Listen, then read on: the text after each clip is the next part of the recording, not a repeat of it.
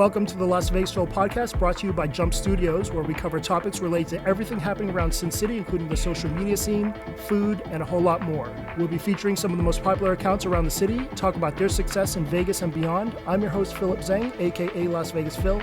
Check me out on IG or TikTok. On with the show.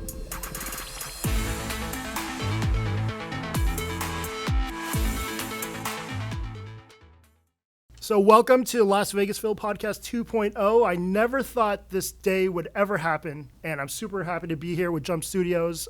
Over the past year, I've gotten a lot of DMs and compliments about my podcast from the past year. A lot of people binge listened to the whole thing, and because of that, I started to get the itch again. A lot of my inspiration came from actually Drew Belcher, aka Unlocked, and all he's accomplished with his podcast. So I have no delusions of grandeur that I could do that. But if there's even an ounce of possibility of that even happening, I needed a team of people to help because I couldn't do it all by myself. Jump Studios and Paul Ryu welcomed me with open arms, and we're starting on this journey together. Who knows where the hell it'll go, but I'm sure glad to do it with people I consider very good friends. This studio looks like a palace compared to my dining room with my awful backdrop featuring my sliding patio door. Huge thanks to the team here for putting this all together. Tyler, Jay the Ruler, Nan, Julie Kim are all big reasons why we're doing this, and I believe it's just the tip of the iceberg for these guys. Hopefully you're going to see a bunch of stuff coming from this spot, not just from me, but from some really talented folks up in the future. It's really exciting to have the very first guest of Las Vegasville Podcast 2.0 be Paul Ryu. He's a big reason why it's back up and running. He's the biggest reason why it's back up and running. We were talking about this maybe 2 to 3 weeks ago, and this team set this whole thing, amazing thing up. And welcome to the show. Happy to have you. Thank you, Phil. Well, when Phil Sang comes asking, he says how high. I mean, he says jump. We say how high. We're very, very happy to have you. You know, this is something that we've always wanted to do. It was a really cool news for us when you came to us about it. So, yeah. And shout out to all the people that actually put this thing together, because I just came here like literally 20 minutes ago and looking at this thing going, oh, this is a lot better than I thought, so. This is amazing. Yeah, I never thought in my wildest dreams we'd be here doing it like this. So. By the way, we're only at the second floor of our office that already existed, and we just put a little lipstick on a pig on the corner of the room over here, but I'm thinking it's working really well for us. So before I get into it, I just want to do a fun little intro for Paul. It's really only fitting that the P in JMP Force to join us. He's a good friend of mine. I'm super grateful that he's down to do this. Ryu Sauce was one of the early social media foodies to make a splash in the city over 6 years ago, initially as one of the biggest, most influential accounts in the game.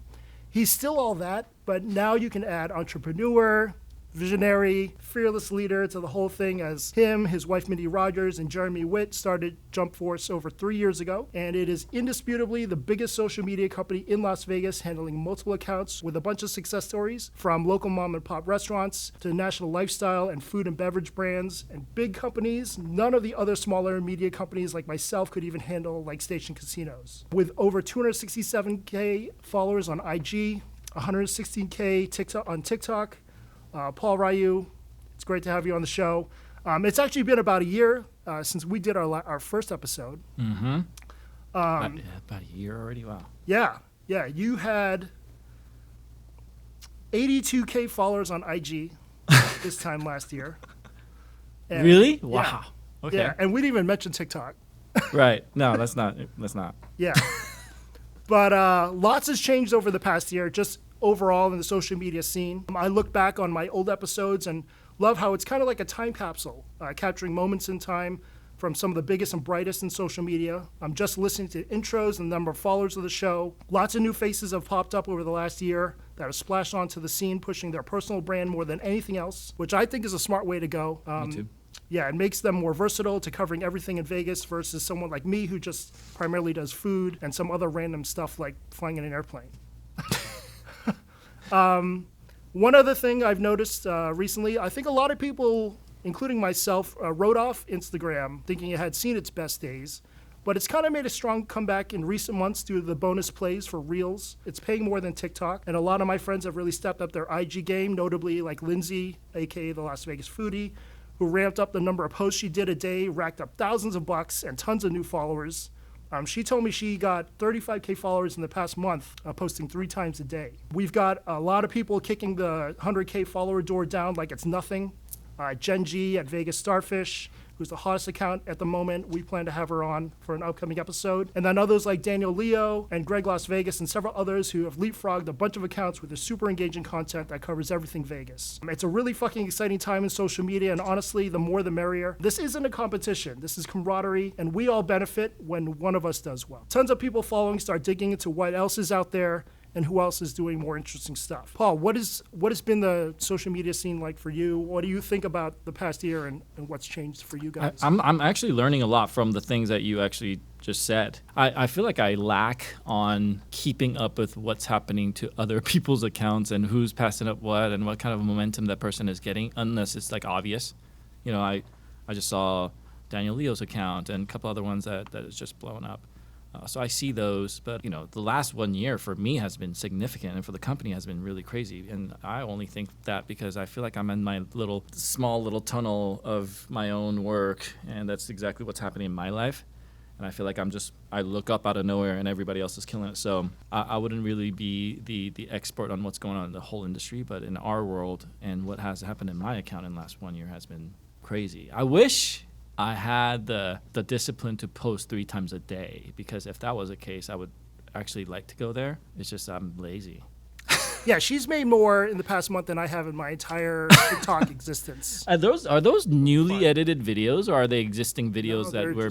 Are you kidding me? That's a lot of effort, and kudos to everybody that's doing that and getting that. You know, because I wish I could post 3 times a day and be creative like that. Right now, I look at my phone and go, I kind of lack content, and I used to never have that problem, but as I do this inside, you know, the agency thing, and I probably will get into this more and more as I appear in these shows.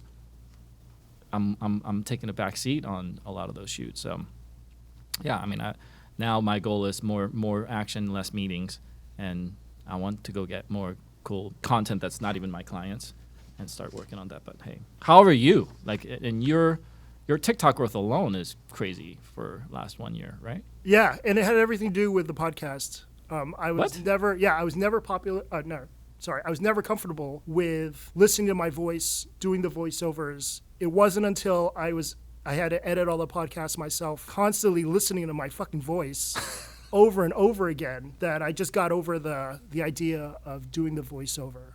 Well, maybe this will be my start. That's what I'm hoping. I'm just kidding. No. Yeah, hopefully.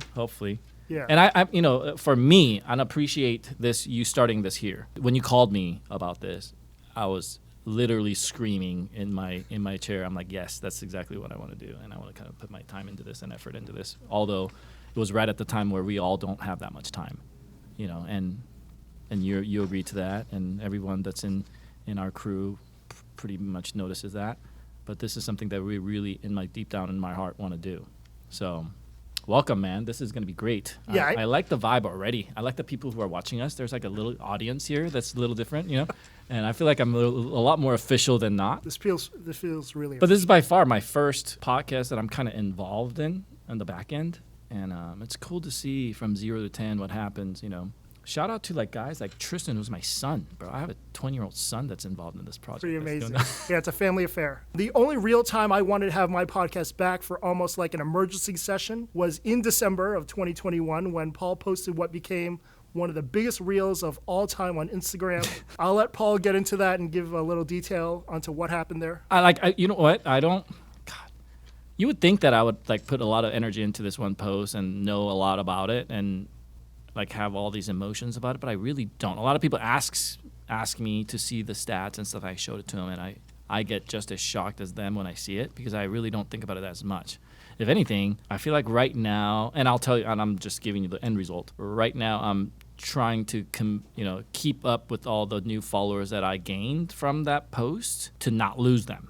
Is basically what my number one effort is going into right now. So there's actually a lot of effort involved in keeping the hyped up followers going from, let's just say, 90 to 260 or whatever, right? So this is what happened. I went on a trip. I posted that on the 19th or something like that. December 19th. Yeah, so it really didn't start going until 10 days after, I would say. So, you post, first hour goes by, you already know, you look at your stats and you go, oh, this is tanking, not going to work. So forget about it. Of course, next few days, some of those posts could get some engagement, and you go, let's just say, oh, I was at 1,200 likes, but it went to 2,000. Cool. 7, 8. Now I'm in Indiana. We got married in Louisville, Kentucky. My wife's family's from Midwest, so we're there for holidays. And like the day after I land there, I land with like it goes up to 1 million. I was like, oh, it went to 1 million views, and then from 1 million to like 9 million was really fast. You know what I mean? It takes a long time to get to a certain point, and you see this, and then from 1 to 9 is really fast. So I'm like, oh, 9, or like whatever, I wonder if it's gonna hit 10. And then it takes like a few days to go from 9 to whatever, and then from 12 to, let's just say, 25 or 30 billion views. It's another one of those, and I'm just sitting there just going, what is, and I call you, remember? Yeah, I we were texted talking you about right this. away.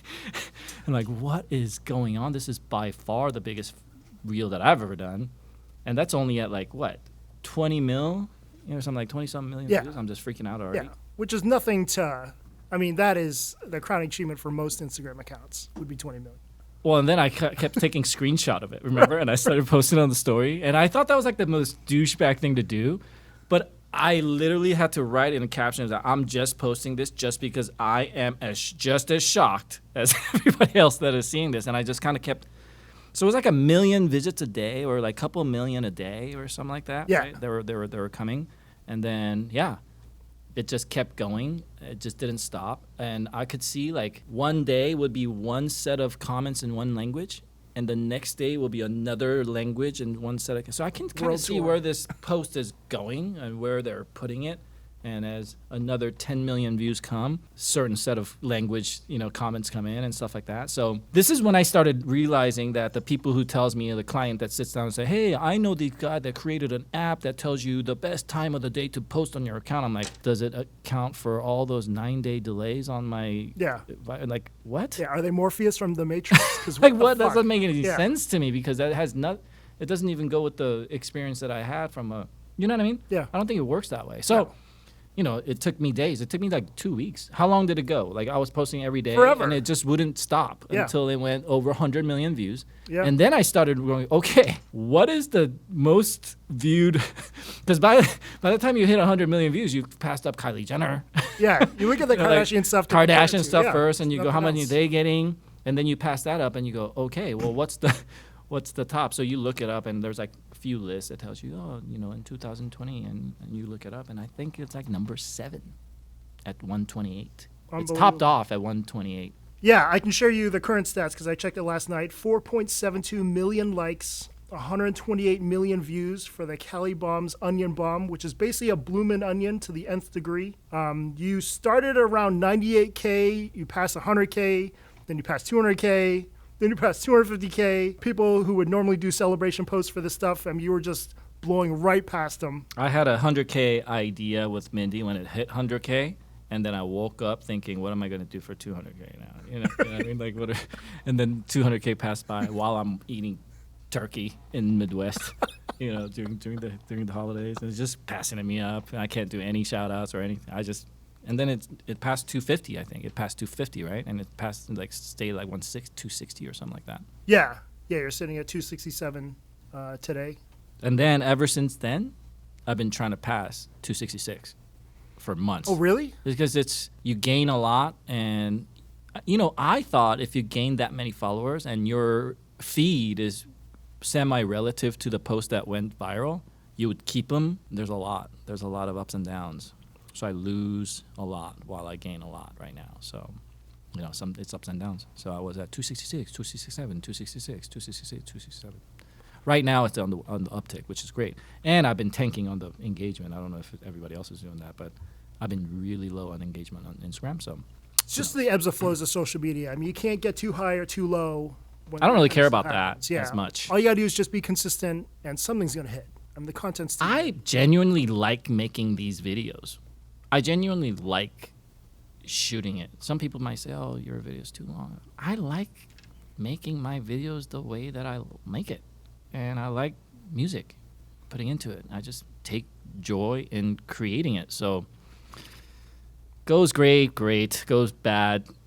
I have my fair amounts of, I don't want to get, I'm afraid that I'm gonna get lower engagement. I have my fair amounts of that, but I really don't give a fuck as much now. Yeah, for any account, I feel like you should be your biggest fan, because if you're not, then nobody will be. Yeah, but how many people really like making these videos, Phil, in the industry now?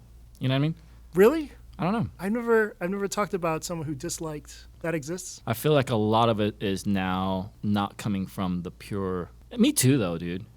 Well, you have a lot of clients to shoot. Yeah, that's the thing, is that I wish I had more time to go find the stuff that I really wanted to eat and go hunt that down and go shoot that I used to. Mm-hmm. That's kind of trimming down to the time availability and Stomach the access space. and the stomach space and the clients that needs to go out. Right. So. Okay. Yeah. Hopefully you can in the future. We should be going out to dinner more often anyway. But that post was crazy, dude. I've gotten a lot of. You know what it's good for? It's not really good. A lot of people are like, hey, are you getting a lot more sponsorships now because we gained the extra two? No. If anything, I think it's less. It's like less invites. Do you feel maybe you priced Maybe. yourself out?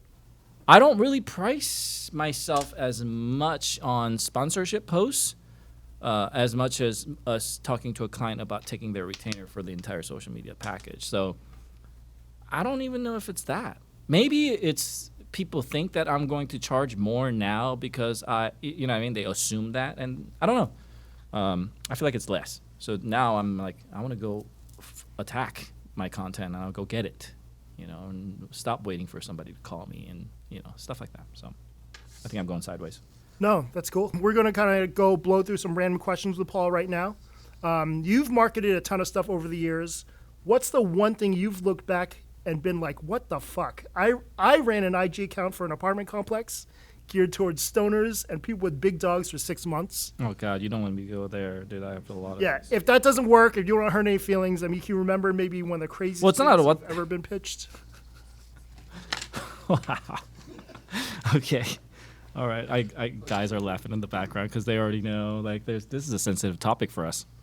I had a home health client that was kind of not on brand with us. It's kind of tough. These were like home health, hospice. Oh, it was shit. you know what? That is probably the weirdest one. Yeah. Is the social media for. So it was the same client. They had two sides. One was home health, like we go to your house and take care of you. And this was inpatient. I think it was kind of like a hospice kind of a thing. And even the creator so let me give you some context of our agent. We tried to match make the biggest fan of that brand, who's a creator, to the brand social media package. So, we care about the ownership and the motivation for this client to do well. I want the person who's pressing that button to have that drive. And usually when you hire the biggest fan, you get that ownership. Totally. So we had a we had a creator that was going through some mom hospice and stuff like that because it was so sensitive that that person didn't even want to take care of that account, but was involved. Cool, but it was so far away from what we usually do. So that was that, I remember clearly telling our team, hey, we're about to do this social media, and everybody's like, what? Okay, that and a couple other ones after that taught us a big lesson about, you can't just pick up things that we're not really sure or we're not really positive about, because it puts a significant amount of stress through the agency dealing with that. So, yeah, that was crazy. And we had a lot of compliance clients, Yeah. That's tough. That's tough. Have you ever done marijuana? In life or just for an account? I mean, no, like as a marketing. Just on my own personal account. And do they give you a whole bunch of compliances and guidelines? No. Yeah, Well, just say this. That's the worst. Say this, don't I feel say like this. I feel But like it's tough with marijuana. So that's the tough. You think at least that apartment that you did, dude, was a cool place. Don't downsell that. You should see the hospice. Oh no! I mean, that would be completely walking on eggshells, sensitivity. Oh. So many layers to it that would be impossible. All the viral stuff would have been completely offensive. to some. Yeah, but I thought that would be a good material to talk about in social media because it's such a, maybe it's a tearjerker, maybe, you know what I mean? It's just too sensitive and too crazy. So, we learn our lessons there. But Yeah. Well, don't judge Jump Force by that one client, by the way, because that, that was a long time ago. but I think of a lot of it's trial and error as well. It's I mean, we crazy go amount. through all these crazy business dealings to get to where we are. I mean, we wouldn't be. Let me ask you this. Was that apartment client the only non-food client you took? Yes. I think. It's been a while. The reason we even took this is because we ventured into non-food a few years ago, and we're doing good in a lot of industries. Home health ain't one of them. Right. But, we made that decision a long time ago, and I always was curious about people who are doing others, like you, who... Oh, I did a nightclub. Would you do that? Oh, you did a nightclub? I did a nightclub. Yeah. There you go. Cork and Thorn. Randy Garrett, who was my wedding florist, needed help with some social before lockdown. So I was there. I would shoot all day, and then I'd go to her place at like 10 p.m. and do video on whoever was performing This is there. in Vegas? Yeah, on Main Street. Okay. And my whole problem was that, you go to a restaurant, the menu items don't change. Correct. So I can still post what I did 2 months ago, whereas with Cork and Thorn, the performers always changed. So I was there from like 10 p.m. to midnight or later, and it was just too much. I can't do nightlife after shooting all day. We have nightlife clients right now Yeah. in LA.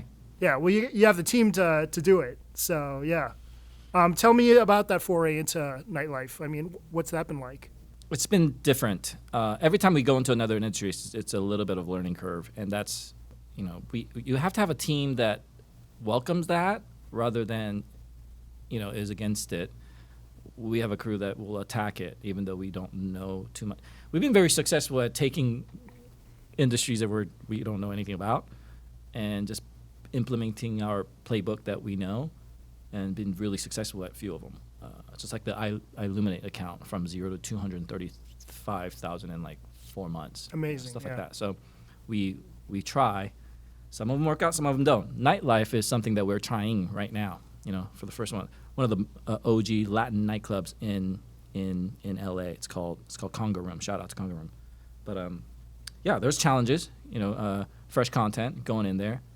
Having that person that can go in there Friday, Saturday nights and being able to get that fresh content for you. All that has to be worked out, but it's different, dude. Also, measuring, like, I feel like restaurant is such a low-hanging, like, you can measure conversion fairly well. Yeah. And for our clients, it's visibly noticeable, what we're doing on social media. And some other industries is not like that. So, how do we determine measurement and how do we determine ROI is a big thing. As soon as you figure that out, though, it's good. So do you envision running Vegas nightlife accounts in the future? I would love that. Okay. or any big, Vegas brands, any casinos and stuff like that. This is why we're equipped for that. We're equipped for bigger clients. The guys that wants to have 3-4 meetings before a shoot. The guy that, the clients that needs a little client services structure within the team for them to have clear communication because they have 4 or 5 executives that they have to clear with or something like that. That kind of stuff we're really good at. We're very professional. We're put together. We're really good at meetings. We're good at presenting and data and stuff like that. So I think that's where we shine a little bit is like these guys that are kind of like in a bigger scale that, and we bring a whole team to the party. So that's another thing that a person could appreciate. It's not just one guy doing it. It'd be like 4 or 5 of us. That's not including production. That's like just me, account executive, client services, production manager, and like another person before you even talk to a videographer or anyone. So Yeah, it's amazing what you've built from where, We you were. and I were 5, 6, 7 years ago. at Bell's Barbecue, Bell's Barbecue. Yeah. I just started. I had like 500 followers. It was amazing. And so to see this all now, I mean, it's weird, like, we're just kind of going with the flow and how everything goes. But if you look back and see, this office, all these people, the clients, I mean, no one else could have done that. No one else could have done this like you did. I'm sure a lot of people could have done it. Okay, it's not us. It's because of the community that we have, and you're part of that. It wouldn't be this unless we had the crew. in the beginning, and we knew everybody, all the OGs. It literally started with that. I'm just in debt with all the people that started and believed in this in the beginning when I had nothing. This is why all the guys that are reaping the rewards now are the guys that started. To me, it's important when you started. Did you start when I had nothing, or did you start when I had when I had some momentum? Most of the guys that are here started with when I had nothing, and that's the coolest thing. Everybody helped. Yeah, for sure. But man, yeah, when I look back, I remember when I first got the sign in front of our office. Remember when we put that up? And I was like, oh, there's an office. Legit. I remember that. That was like, what, 3 years ago? Yeah, it's been a long ride. It's been good. It's been good. Paul, the best restaurant in Henderson is? Sushi Hero. I love Sushi Hero. Great. To me, it's like my go-to. Best restaurant in Henderson? There's so many, dude. I like some restaurants inside of Green Valley Ranch. I like Hank's. I like, a couple other things. But the go-to, I want to show somebody a good restaurant that a lot of people don't know would be Sushi Hero, and he was Hiro-san. And what's up with Japanese restaurant owners that don't want to do social? Yeah, I mean, don't they do some social at a minimum level, or do they not do that? Do they not pay at all? Is there a person, like one guy that's doing like multiple of those places and No. they post one photo a week? No? No. I think my wife Ayumi is the only one consistently running a Japanese restaurant IG account, Kaiseki Yuzu. Where do you like to go to eat sushi at? Oh, so many places. But You still go to Tokyo Boys? Tokyo Are they still Boys. doing Instagram? So they had a server posting. I think a lot of those places do, or some manager, They assistant need to holler manager. at I went to Hachi, and it was an assistant manager who runs both Ramen Sora and Hachi themselves. Do they need it? I don't know. I think everybody needs it, but it's not. Every time I go to Sushi Hero, I think he gives me the eye of, like maybe one day I'll do it with you. Well, you've done so much for him. He was serving don't at think he needs Aoki's to, house. yeah.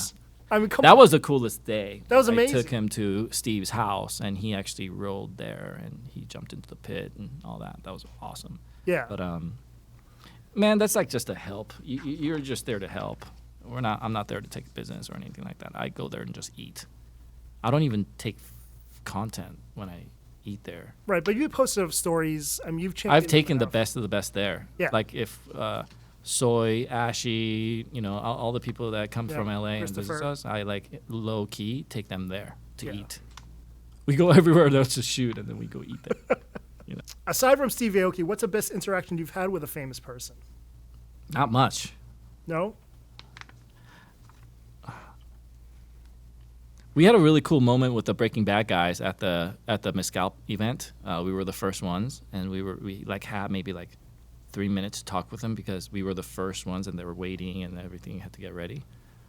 I really like those two. They're a good couple. I mean, they're a good duo for the tequila launch. But I mean, we meet a lot of them through these events, right? But do I have really significant interaction? No, it's just a hello. Awesome to meet you. Right. Can I get an autograph? No, I don't even ask for an autograph. That's actually- You're so big time. Are you the only person that has their own drink at Brew Tea Bar? Yes, and I'm claiming that.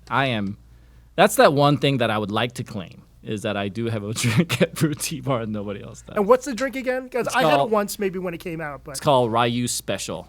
I think it's lychee and coconut slushy. My drink is lychee coconut slushy with egg pudding. You have to have the egg pudding in there for it to be the drink. If you just go and order Ryu Special, I don't think they put the egg pudding in there. That has to be one of the topping items that you ask for. So oh, yeah. Okay. So if you just order Ryu Special, you'll just get a white slushy. okay. You have to put the egg pudding in to get the yellow. But yeah, I mean thanks for saying that, because that's one thing that not a lot of people know that I would like to Fucking claim. crazy. Yeah. Fuck the 128 million view post, bro. It's the Brew Tea Bar drink for me. I'm going to get it again next time I go. When it my tombstone might have a Ryu sauce drink in the. We'll just drop a beverage here as your memorial. That's terrible to think about. It's awesome. Favorite movie of all time? Of all time? So, dude, I don't know. There's so many. I named Tristan after my son after Legends of the Fall. I didn't know that. Yeah. Okay. And man, True Romance is a good movie for me. I love True Romance. You love Great that movie. movie? Yeah. Christian Slater. Yeah, like Yeah. there's a lot of these movies that I really love. I can go on forever with Okay. that, dude. Seriously, like, but Three Amigos is a good movie for me. I swear to God, that's I say that. But all time is crazy, right? There's so many good movies that I really like. I like the Godfathers of the world and all that and stuff, and so yeah, that's tough. That's like saying what's your favorite song. I wouldn't be able to tell you that either. And you wanted to change your favorite guitarist. We talked Yeah, about that I last am going time. to You change said that too. David Gilmour. Yeah, but I thought about that and I went home and I'm like, I like that answer because I really love the band. But how are you going to tell me that David Gilmour is better than fucking Eddie Van Halen? I would probably choose Eddie Van Halen just to let people know that I know guitarists. Okay. I like Eddie Van Halen. That's like, to me, epitome of a good guitarist. I just saw, did I send you that TikTok? Eddie yeah, I Van haven't Halen looked- playing at that show. It's Yeah. mind-blowing, dude, when he plays. So, yeah, there's that. But the reason I say David Gilmour is because I'm such a Pink Floyd fan. Yeah. And the way his guitar sounds is what I really like. But if you're getting down to the technicality of it and everything like that, how are you going to, Right. I think favorite guitarist is different than best guitarist. Who's your favorite guitarist? It's either Slash or Dimebag Darrell. Did you just recently see Slash in the Guns N' Roses show? I heard Guns N' Roses show now is just as good. Like, I heard that's like a one show that I really need to go watch is Axl Rose and Slash. Yeah, I never miss them when they're in Vegas. So I saw so many residency shows when even it was just When they were Axl. Yeah, but it's amazing. I mean, Axl's not, mid '90s Axl, but still awesome. I never thought it would. What's your best interaction with the famous person? Fuck, I wasn't prepared to answer questions. Yeah, like you asked this shit, All right. and you're like, do you know? It's probably Slash. When I met Slash at the NAMM show a jillion years ago, I had him sign my Appetite for Destruction cassette. What? My brother and I Cassette? fucking wore out. to Cassette? death. Yeah. Okay. Signed the cassette and the cassette sleeve. This is way And before your That's foodie my days, most then, right? prized music. What were you doing? Are you in music during that time? Yeah, so I've had several lifetimes of terrible jobs and interesting, weird things. But yeah, I majored in music in school at NYU. And then I was in the music business for 10 years when video and radio mattered. I would hire college kids around the country to flood TRL with votes. What? Yeah, crazy stuff. Crazy stuff. Awesome. So So you met a lot of musicians. I have. I met yeah. Oh, that's Yeah. great. And then my first job was at Guitar World magazine. I was in sales there, and I got to go to the NAMM show because of that every year. And meeting Slash was like the dream. Crazy. Yeah, so that's my Slash. favorite one. Anyways, we got on this whole crazy tangent. We're kind of wrapping up the show. Paul, is there anything you want to plug? Well, no, not to plug. I want to plug this show. I think this is a good start. This is the first episode, right? I'm hoping that every single person that supports Jump Force and Las Vegas Phil support this podcast. We have big plans. It might seem like we're starting off little, I guess, very not so fully prepared. Like Right. we're putting this thing together very quick. But the intention behind it is huge, and the ideas behind it and the people behind it. I think there's some energy here that I really, really love. So what I'm hoping that people do if they're listening to this, just keep with us and stay with us and give Las Vegas Phil podcast a shot. I think we got some good things coming for you. So that's about it. Yeah, if you made it to the end, thanks so much.